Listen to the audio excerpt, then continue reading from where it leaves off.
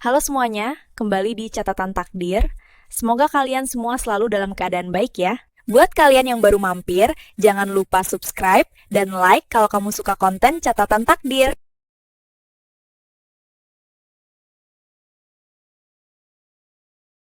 Di desa Karangtandus yang kerontang, napas adalah kemewahan yang mahal bagi Iwan, seorang penggali sumur yang divonis memiliki paru-paru ringkih sejak lahir. Debu kemarau yang menyelimuti desa itu bagaikan racun yang setiap hari ia hirup demi sesuap nasi. Namun, tatapan merendahkan dari Marina jauh lebih menyakitkan daripada serangan asma manapun. Marina, putri tuan tanah yang cantik namun berhati dingin, memandang fisik Iwan yang sering terbatuk-batuk sebagai simbol kelemahan yang menjijikan, tanpa menyadari bahwa di balik dada yang sesak itu tersimpan keberanian raksasa yang melampaui logika manusia sehat. Takdir seolah sedang merajut benang tragedi, mempersiapkan sebuah panggung bencana di mana si penyakitan yang dihina akan menjadi satu-satunya harapan, dan kesombongan Marina akan dibayar lunas dengan air mata penyesalan yang tak akan pernah kering. Matahari siang itu bersinar begitu ganas di atas langit desa Karangtandus hingga tanah lempung yang retak-retak terasa membara saat dipijak tanpa alas kaki yang layak. Iwan mengayunkan cangkulnya dengan ritme yang semakin melambat di dasar lubang galian sumur sedalam 3 meter, sementara debu halus berwarna coklat kemerahan terus mengepul masuk ke dalam rongga hidungnya yang sensitif. Keringat dingin mulai bercucuran membasahi kaos lusuh berwarna abu-abu yang ia kenakan, menandakan bahwa paru-parunya mulai protes terhadap udara kering yang dipenuhi partikel tanah tersebut. Suara napasnya mulai terdengar berbunyi mencicit seperti engsel pintu tua yang berkarat. Sebuah tanda bahaya yang sangat ia kenal, namun harus ia abaikan demi upah harian yang tak seberapa.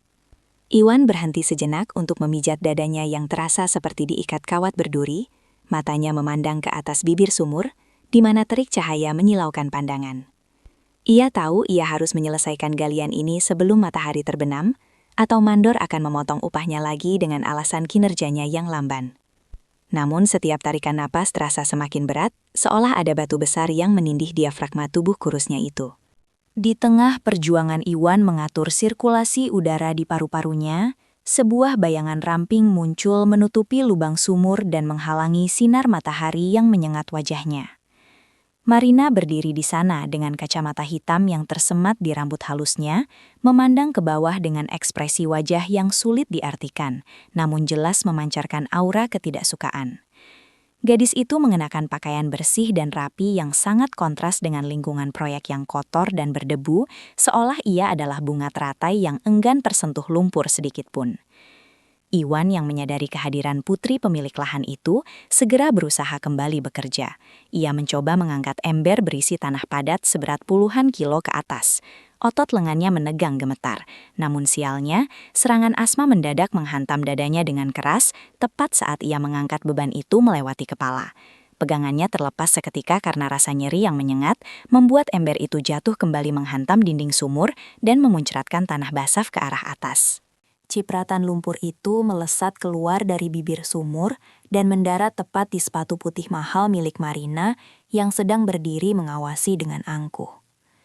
Teriakan gadis itu melengking tinggi memecah kesunyian siang bolong, membuat burung-burung gereja di kabel listrik beterbangan kaget.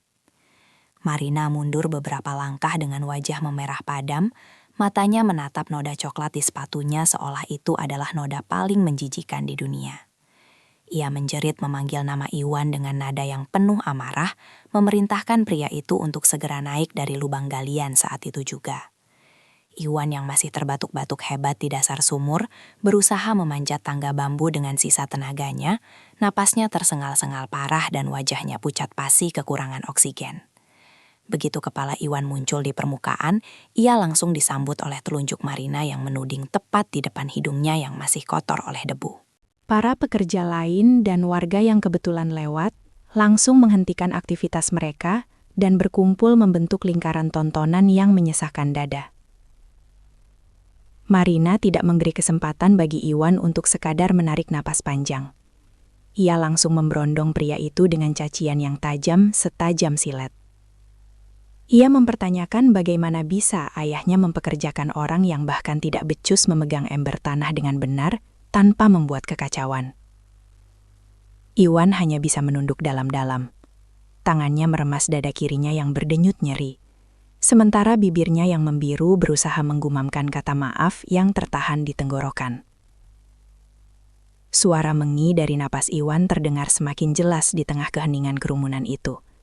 Sebuah suara kelemahan yang justru semakin memancing kejengkelan Marina.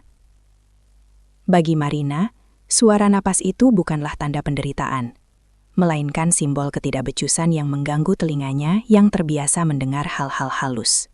Iwan dengan tangan gemetar merogoh saku celananya yang bolong untuk mengambil inhaler butut yang sudah hampir habis isinya. Ia sangat membutuhkan obat itu sekarang juga, sebelum saluran napasnya tertutup total. Namun gerakan tangan Iwan yang lambat dan rapuh justru membuat Marina semakin murka. Wanita itu menatap benda kecil di tangan Iwan dengan tatapan merendahkan, seolah benda penyelamat nyawa itu adalah bukti nyata bahwa Iwan adalah produk gagal. Marina tertawa sinis, sebuah tawa yang kering dan tidak memiliki unsur humor sama sekali, melainkan penuh dengan penghinaan murni terhadap kondisi fisik seseorang. Ia mengatakan bahwa tempat proyek ini membutuhkan tenaga manusia sungguhan, bukan tempat penitipan orang sakit yang harus bergantung pada semprotan obat setiap 5 menit. Iwan sempat menatap mata Marina sejenak, sebuah tatapan memohon pengertian antar sesama manusia. Namun ia hanya menemukan dinding es yang tebal di sana. Kata-kata menyakitkan itu akhirnya meluncur dari bibir merah Marina tanpa saringan sedikit pun, menghantam harga Iwan lebih keras daripada pukulan fisik manapun. Marina mendekatkan wajahnya sedikit, memastikan Iwan mendengar setiap suku katanya dengan jelas, lalu berkata bahwa laki-laki seperti Iwan itu lemah dan mudah mati. Ia menambahkan dengan nada dingin bahwa orang yang napasnya saja susah diatur tidak pantas bermimpi untuk bekerja di tanah miliknya yang keras ini. Kalimat itu menggema di telinga Iwan, lemah dan mudah mati. Sebuah vonis kejam yang seolah menihilkan segala usaha kerasnya selama ini untuk bertahan hidup secara mandiri.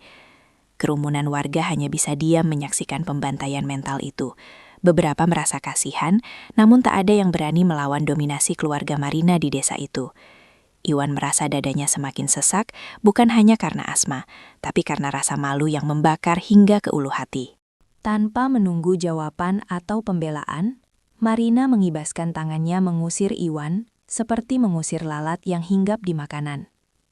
Ia memerintahkan mandor untuk tidak memberikan upah hari ini, sebagai ganti rugi atas sepatunya yang kotor dan waktu yang terbuang sia-sia.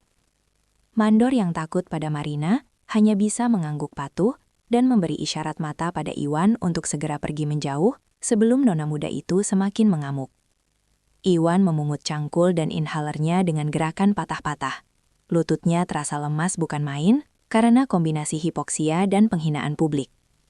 Ia berjalan terseok-seok meninggalkan area proyek galian sumur itu, diiringi tatapan jijik dari Marina yang masih sibuk membersihkan sepatunya dengan tisu basah. Tidak ada satupun tangan yang terulur membantunya berdiri tegak. Iwan benar-benar sendirian melawan dunia yang menuntut fisik sempurna. Iwan terus menyeret kakinya menyusuri jalan setapak desa yang berdebu panas. Suara napasnya masih berbunyi nyaring menemani langkah gontainya. Ia akhirnya ambruk duduk di bawah pohon akasia tua yang daunnya sudah meranggas kering. Mencoba menyedot inhalernya dalam-dalam dengan mata terpejam menahan air mata. Langit di atasnya begitu luas dan biru. Namun baginya, dunia terasa begitu sempit dan mencekik leher.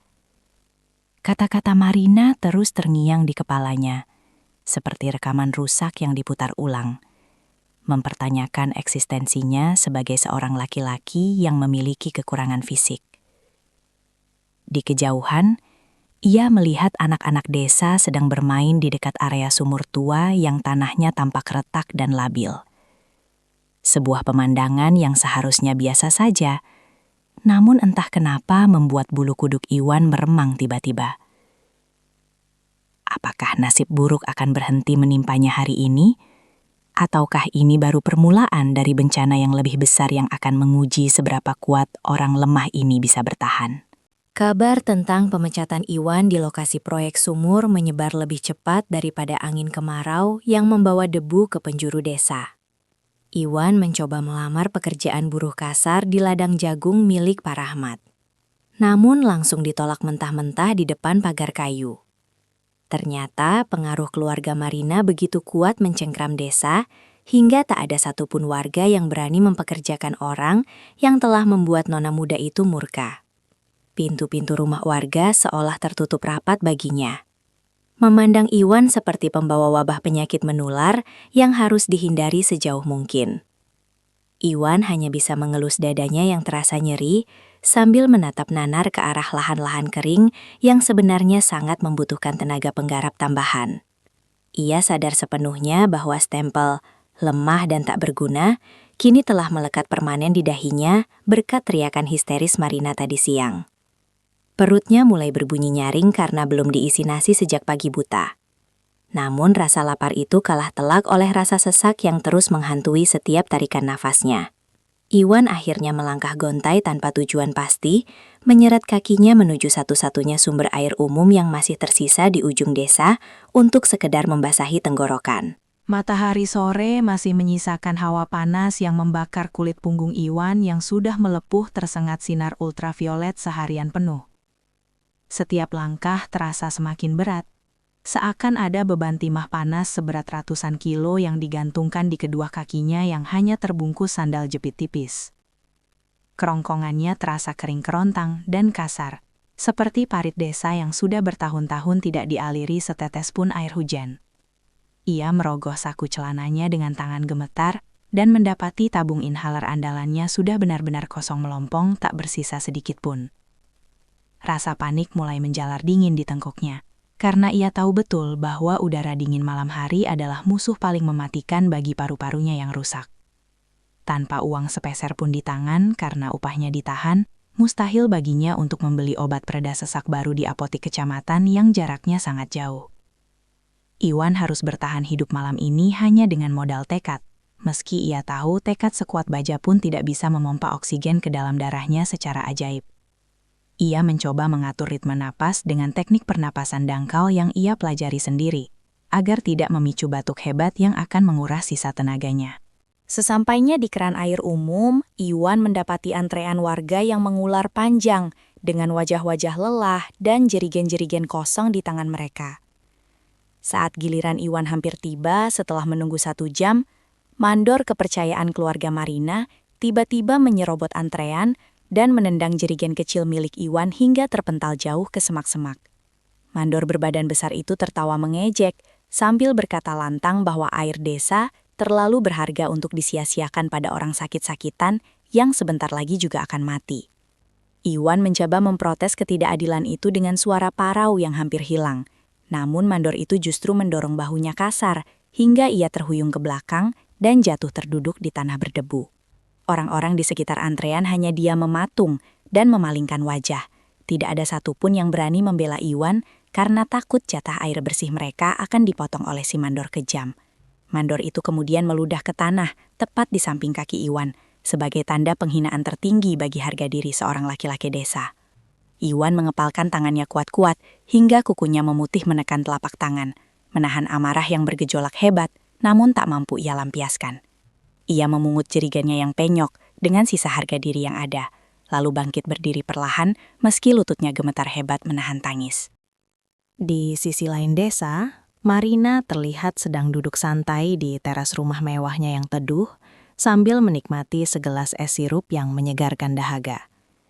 Ia mengeluh pada pelayannya tentang betapa panas dan berdebunya udara hari ini, tanpa sedikit pun memikirkan nasib pekerja yang tadi ia hina habis-habisan di bawah terik matahari.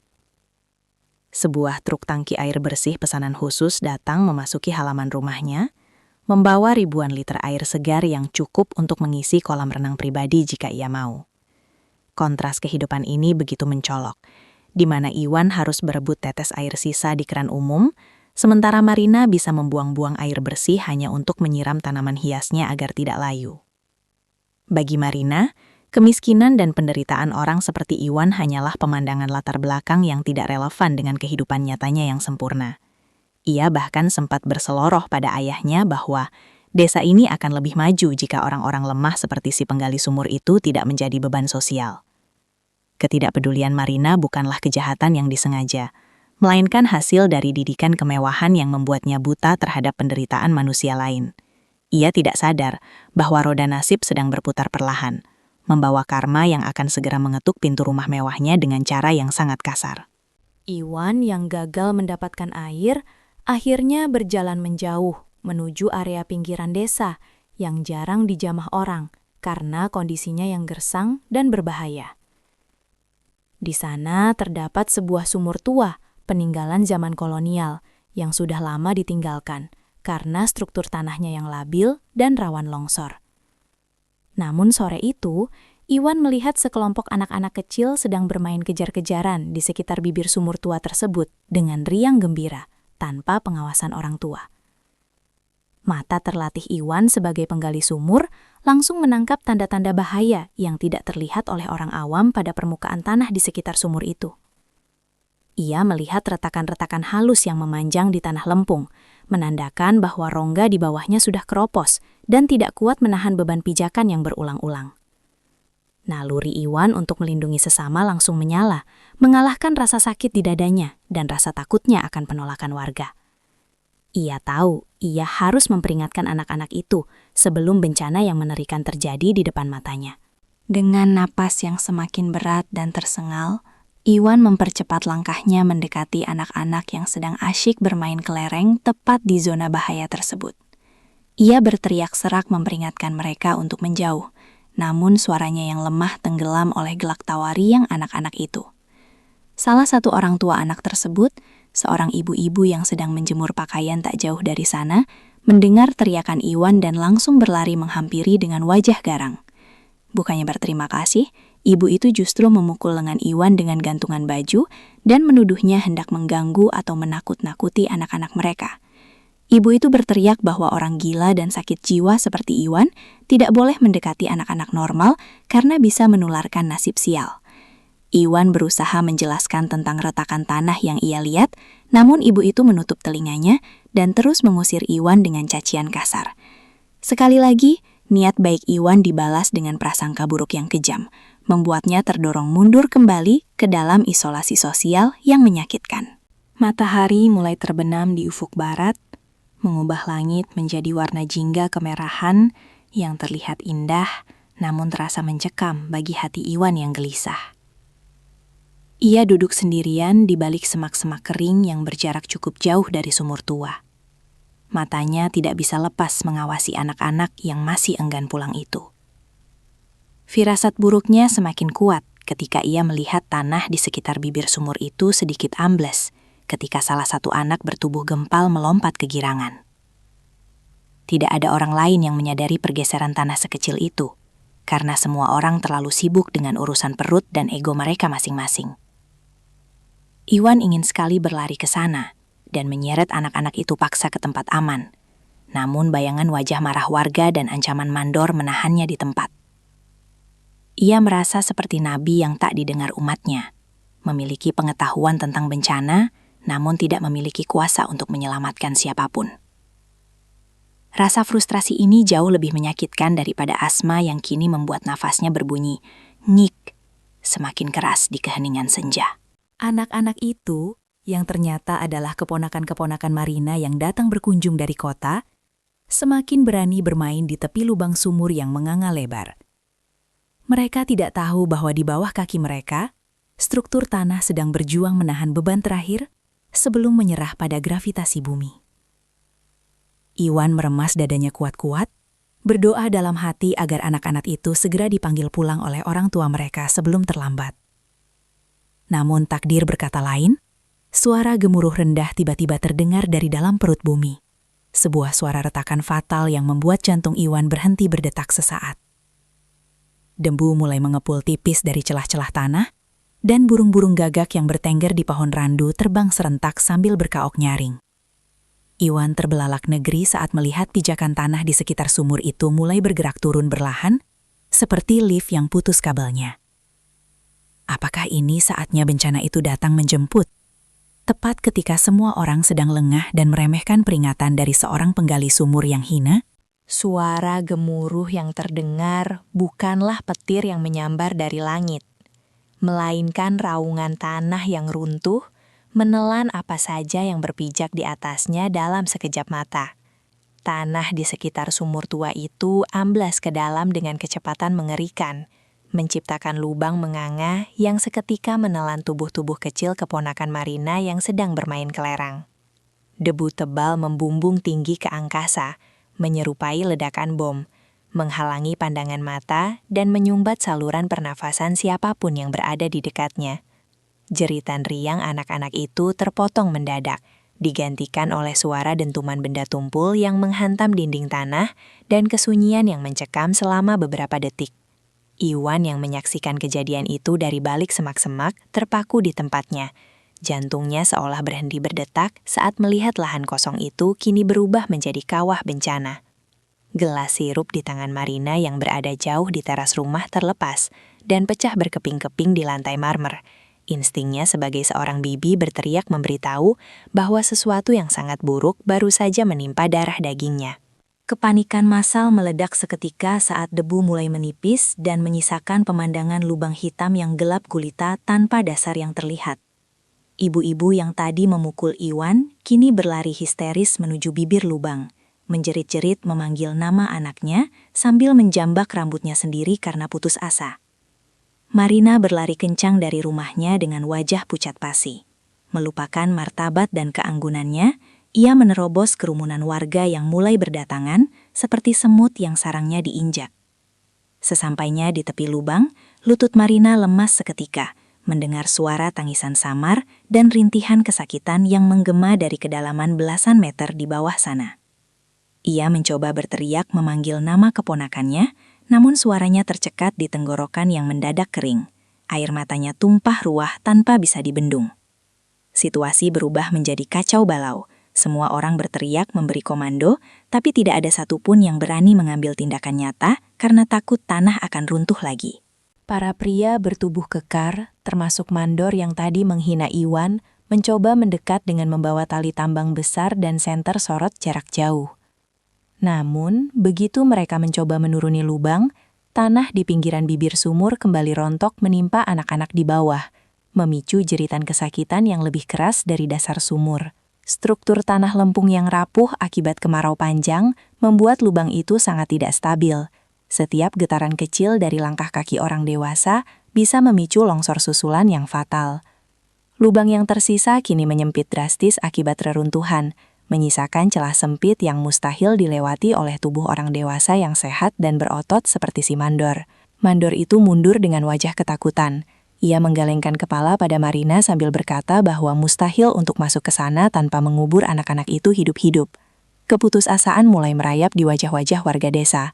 Mereka sadar bahwa otot dan tenaga kasar tidak berguna melawan jebakan alam yang mematikan ini. Marina yang tidak terima dengan vonis mandor itu mulai mengamuk membabi buta. Ia mencengkram kerah baju mandor itu dan mengguncang-guncangnya kasar. Ia berteriak histeris menawarkan seluruh harta kekayaannya, tanah, rumah, bahkan mobil mewahnya kepada siapa saja yang berani turun menyelamatkan keponakannya.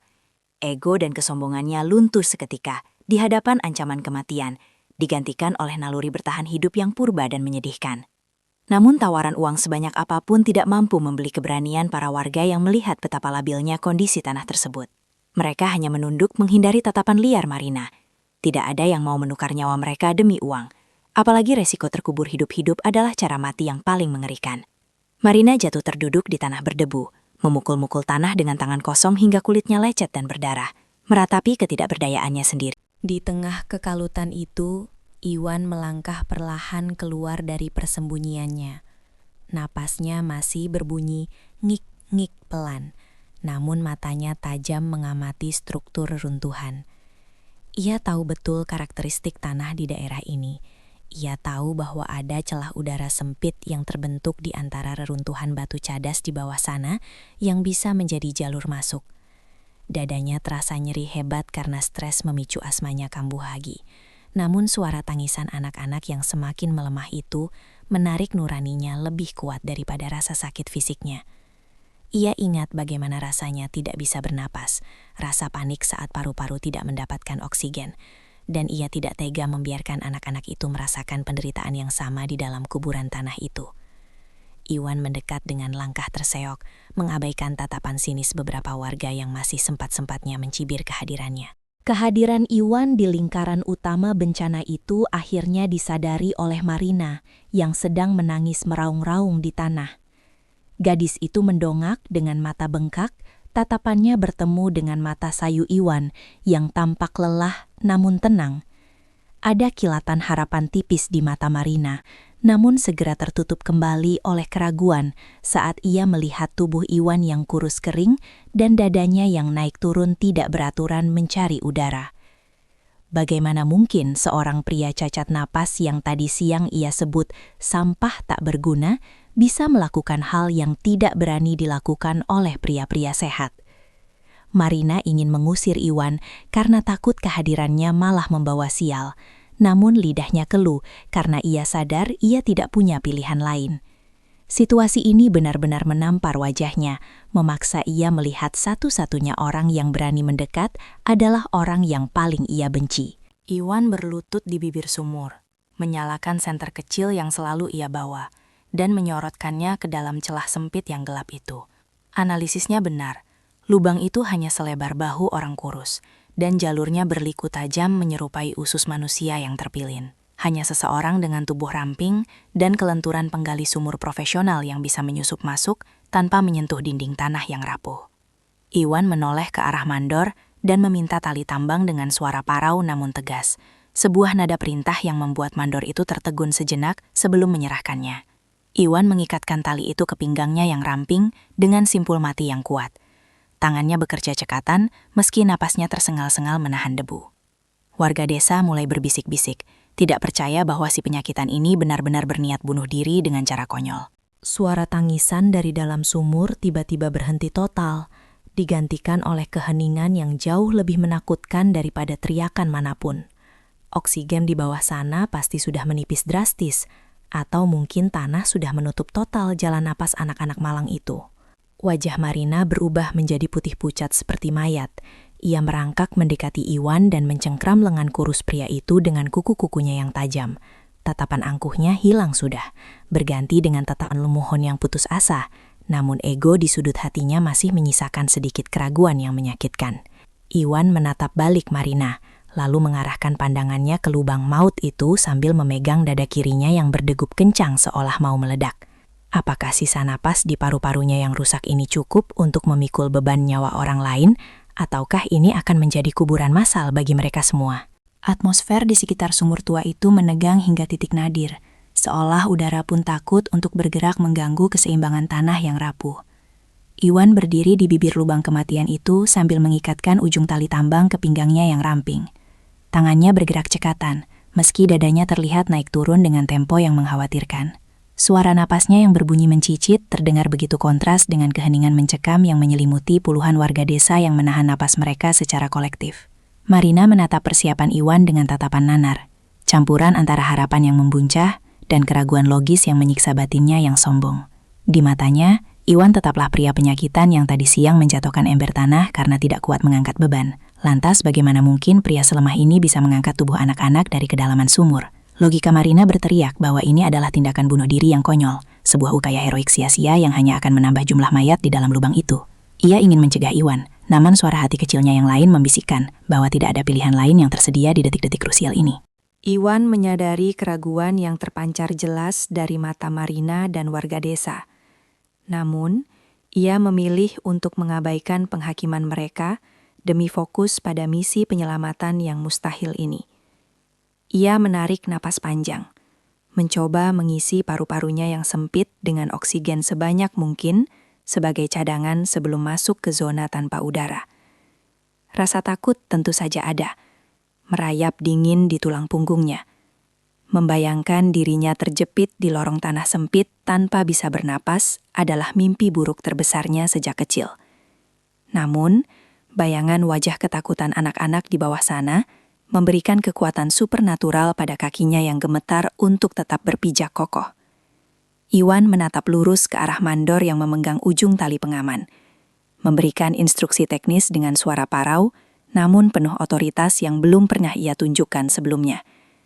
Ia menjelaskan bahwa ia akan turun dengan posisi kepala di bawah terlebih dahulu, agar tangannya bisa bebas menggapai korban. Sebuah teknik gila yang hanya dilakukan oleh penggali sumur nekat. Marina yang mendengar rencana gila itu sontak maju selangkah. Tangannya gemetar menunjuk wajah Iwan dengan ekspresi panik yang tidak bisa disembunyikan lagi. Ia berteriak memprotes bahwa posisi itu akan membuat darah Iwan naik ke kepala dan memperparah asmanya dalam hitungan detik. Kepedulian Marina ini bukanlah karena ia tiba-tiba menyukai Iwan, melainkan karena ia takut Iwan akan pingsan di tengah jalan dan menyumbat satu-satunya jalan keluar bagi keponakannya. Ego wanita itu masih mendominasi. Ia tidak mau nasib keluarganya bergantung pada paru-paru rusak yang bisa berhenti bekerja kapan saja. Iwan menoleh perlahan menatap Marina. Tatapannya begitu dingin dan tajam, hingga membuat kalimat protes Marina terhenti di tenggorokan. Iwan berkata lirih bahwa ia lebih mengenal batas tubuhnya daripada siapapun, dan ia rela menukar sisa napasnya demi nyawa anak-anak itu jika memang harus terjadi. Mendengar tekad Iwan yang begitu keras kepala, pertahanan emosional Marina runtuh menjadi keputusasaan yang liar dan tidak terkendali. Ia merasa terhina karena harus menggantungkan harapannya pada pria yang tadi ia injak harga dirinya. Namun di sisi lain, ia sangat membutuhkan keajaiban itu terjadi sekarang juga. Dalam kekalutan pikiran yang bercampur aduk antara gengsi, takut, dan harapan, Marina melontarkan kalimat yang akan ia ingat seumur hidupnya sebagai janji paling fatal. Ia menatap mata Iwan lekat-lekat, mengatur nafasnya yang memburu, lalu berucap dengan nada tinggi yang terdengar seperti tantangan sekaligus penghinaan terakhir. Kalau paru-parumu yang payah itu bisa menyelamatkan mereka, aku akan menikahimu, walau itu terdengar gila.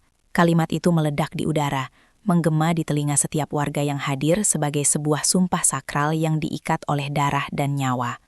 Iwan tertegun sejenak mendengar tantangan ekstrem itu. Bukan karena ia tergiur akan tawaran pernikahan dengan wanita kaya, tapi karena ia mendengar betapa putus asanya nada suara Marina. Ia melihat wanita itu bukan lagi sebagai putri tuan tanah yang angkuh, melainkan sebagai manusia biasa yang sedang berlutut memohon pertolongan pada takdir. Tidak ada senyum kemenangan di wajah Iwan, tidak ada binar mata yang mengharapkan imbalan cinta. Hanya ada ekspresi datar seorang pria yang sudah siap mati. Dengan suara tenang yang menggetarkan jiwa siapapun yang mendengarnya, Iwan menjawab singkat. Saya terima tantangannya, tapi saya lakukan ini bukan untuk Nona, melainkan untuk anak-anak itu. Jawaban itu menampar harga diri Marina lebih keras daripada tamparan fisik, membuatnya sadar bahwa di detik ini, status sosialnya tidak ada harganya dibandingkan keberanian si penggali sumur. Tanpa membuang waktu lagi, Iwan menyalakan senter kepala dan mulai memasukkan tubuhnya ke dalam lubang sumur yang gelap gulita itu. Sensasi dingin langsung menyergap kulitnya begitu ia melewati bibir sumur, menggantikan panas terik matahari sore dengan kelembapan tanah yang mencekik. Dinding tanah di sekitarnya begitu sempit, hingga bahunya bergesekan kasar dengan akar-akar pohon yang mencuat, menimbulkan rasa perih yang menyengat. Debu tanah langsung beterbangan masuk ke hidungnya, memicu refleks batuk yang mati-matian ia tahan, agar tidak memicu getaran yang bisa meruntuhkan dinding sumur. Setiap inci penurunan tubuhnya terasa seperti perjalanan menuju perut bumi yang siap menelannya bulat-bulat, dan suara napasnya sendiri terdengar begitu keras memantul di dinding sempit itu. Seperti lonceng kematian yang berbunyi konstan. Di atas permukaan, Marina jatuh berlutut tepat di tepi lubang. Tangannya mencengkram tanah hingga kuku-kukunya patah dan berdarah. Ia menahan napas sambil memelototi tali tambang yang bergerak perlahan masuk ke dalam kegelapan, seolah tali itu adalah benang nyawa yang menghubungkan dunianya dengan dunia bawah tanah.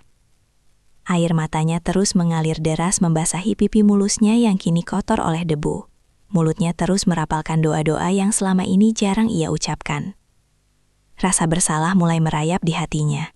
Membayangkan jika Iwan benar-benar mati di bawah sana demi menepati tantangan gilanya, maka ia akan menjadi pembunuh yang paling kejam. Warga desa pun membisu 1000 bahasa. Suasana hening mencekam hanya dipecah oleh suara gesekan tali tambang pada kayu penyangga. Waktu terasa berjalan sangat lambat. Setiap detik terasa seperti 1 jam penyiksaan batin bagi mereka yang menunggu di atas. Tiba-tiba, tali tambang di tangan mandor menegang kencang dan berhenti bergerak turun, menandakan bahwa Iwan telah mencapai dasar atau tersangkut sesuatu. Suara teriakan tertahan terdengar samar dari dalam lubang.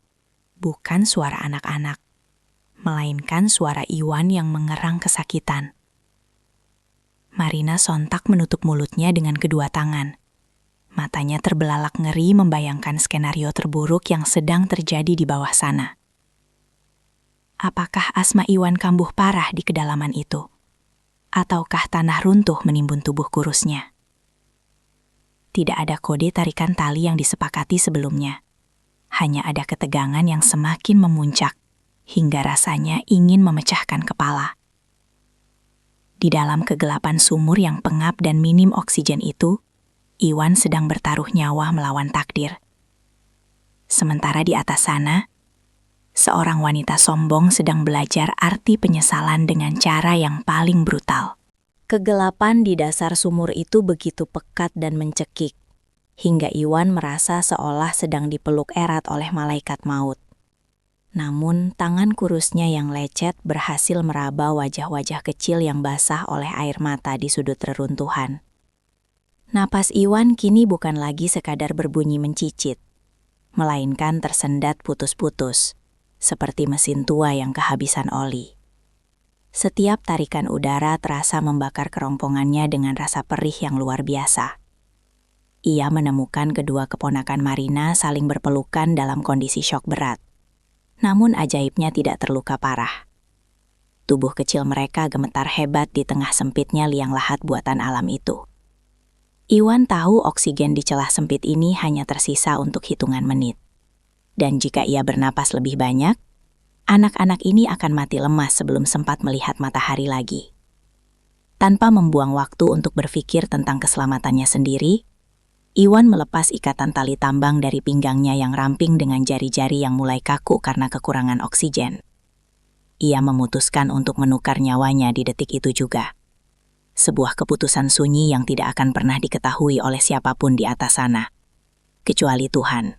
Dengan sisa tenaga terakhir yang ia kumpulkan dari memori penghinaan Marina, Iwan mengikatkan tali penyelamat itu ke tubuh kedua bocah tersebut sekaligus, secara erat dan aman.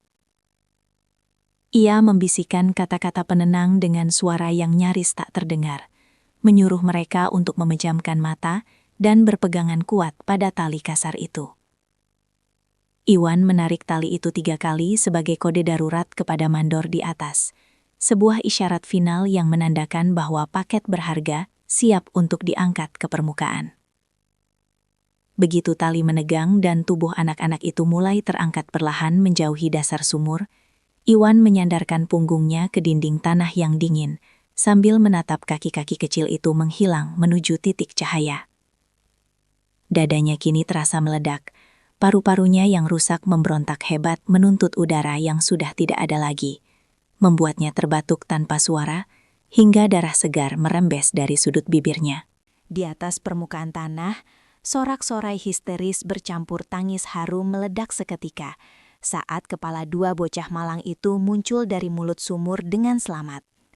Marina langsung menyambar keponakannya ke dalam pelukan erat, menciumi wajah mereka yang kotor dengan air mata kelegaan yang tumpah ruah membasahi pipinya. Warga desa bersujud syukur. Beberapa menepuk bahu mandor yang berhasil menarik beban itu, melupakan sejenak sosok yang masih tertinggal sendirian di kedalaman sana. Namun kegembiraan itu tidak berlangsung lama, karena mandor tiba-tiba berteriak panik saat menyadari tali tambang itu kembali terkulai lemas ke bawah setelah anak-anak dilepaskan. Ia baru sadar bahwa Iwan tidak ikut naik bersama mereka, dan lubang sumur itu kini mengeluarkan suara gemuruh susulan yang menandakan struktur tanah di bawah sana mulai runtuh total menutup jalan keluar. Marina yang mendengar teriakan mandor langsung melepaskan pelukannya dan merangkak kembali ke bibir sumur dengan wajah pucat pasi yang mengerikan. Ia berteriak memanggil Iwan sekuat tenaga. Suaranya pecah dan serak, namun hanya gema suaranya sendiri yang memantul balik dari lubang hitam yang kini hening tanpa suara napas. Tidak ada jawaban, tidak ada tarikan tali, tidak ada tanda-tanda kehidupan dari pria yang tadi ia tantang untuk mati demi egonya. Mandor dan para pria desa segera menarik tali tambang itu kembali dengan cepat, berharap Iwan sempat mengaitkannya ke tangannya di detik-detik terakhir. Tali itu terasa berat, namun bukan berat beban manusia yang sadar, melainkan berat beban mati yang menyeret di dinding tanah. Jantung Marina berdegup kencang menyakitkan. Rasa takut yang belum pernah ia rasakan seumur hidupnya kini mencengkram ulu hatinya dengan dingin. Ketika ujung tali akhirnya mencapai permukaan, jeritan horor tertahan keluar dari mulut warga yang menyaksikan pemandangan memilukan di depan mata mereka. Tubuh Iwan terikat asal-asalan pada pergelangan tangannya, terkulai lemas seperti boneka kain yang rusak. Dengan kepala mendongak ke belakang dan mata terpejam rapat. Kulitnya yang dulu sawo matang, kini berubah menjadi biru lebam yang mengerikan. Menandakan bahwa ia sudah terlalu lama terputus dari aliran oksigen. Mandor segera menarik tubuh kaku itu ke tanah datar, dan Marina langsung menerjang maju menyingkirkan orang-orang yang menghalangi jalannya.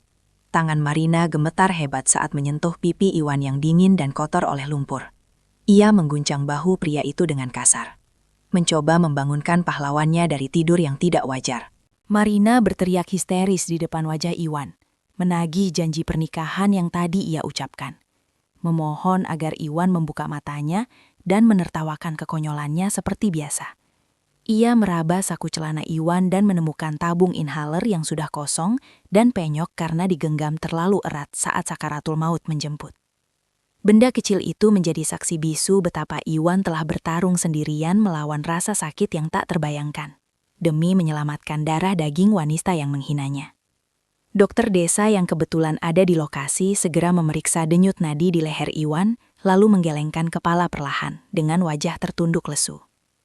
Gelengan kepala itu bagaikan palu godam yang menghancurkan dunia Marina berkeping-keping, meruntuhkan menara kesombongannya hingga rata dengan tanah. Tangis Marina pecah menjadi raungan panjang yang menyayat hati. Ia memeluk tubuh kaku Iwan erat-erat, tanpa peduli pakaian mahalnya kotor oleh lumpur dan darah.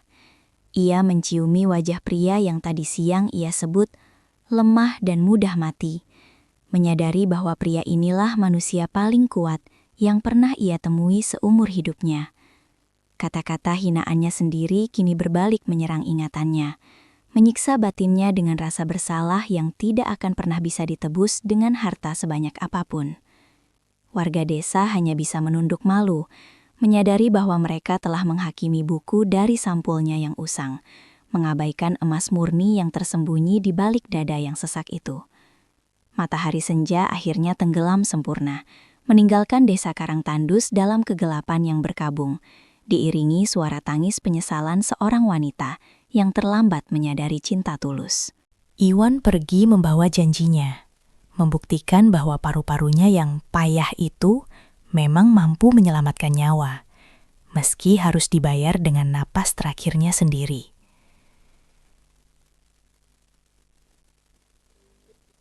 Di tengah debu yang mulai mengendap, Marina masih setia memeluk jasad kaku itu, berbisik lirih meminta maaf berkali-kali ke telinga yang sudah tidak bisa mendengar lagi.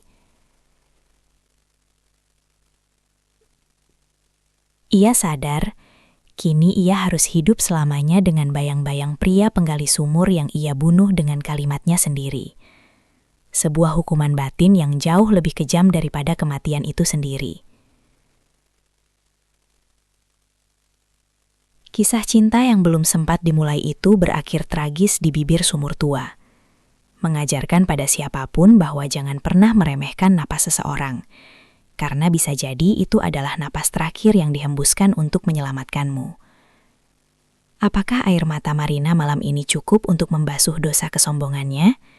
Ataukah ia akan selamanya dihantui oleh tatapan mata sayu Iwan yang terakhir?